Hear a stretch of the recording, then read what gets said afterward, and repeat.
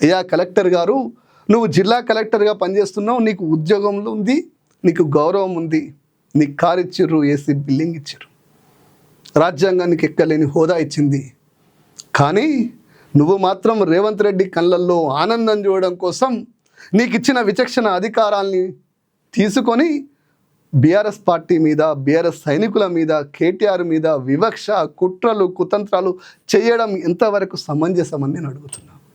ఇది కరెక్ట్ కాదు అయ్యా కలెక్టర్ గారు.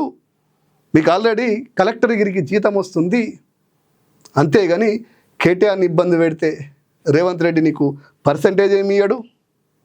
ఆయన కార్యకర్తల్ని అక్రమ అరెస్టులు చేసి జైలుకు పంపిస్తే నీకేమైనా నువ్వు రిటైర్మెంట్ అయినాక రేవంత్ రెడ్డి పింఛన్ ఏమి ఇయ్యడు.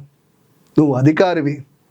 ఇప్పటికీ చిన్నపిల్లలు చెప్తుంటారు కలెక్టర్ అంటే రాగద్వేషాలకు అతీతంగా పనిచేస్తాడు, ఇంట్లో తప్పు చేసినా, సొంత తమ్ముడు తప్పు చేసినా, కొడుకు తప్పు చేసినా జైలుకు పంపుతాడని చెప్పేసి గర్వంగా చెప్పుకునే అద్భుతమైనటువంటి పోస్టు నీది.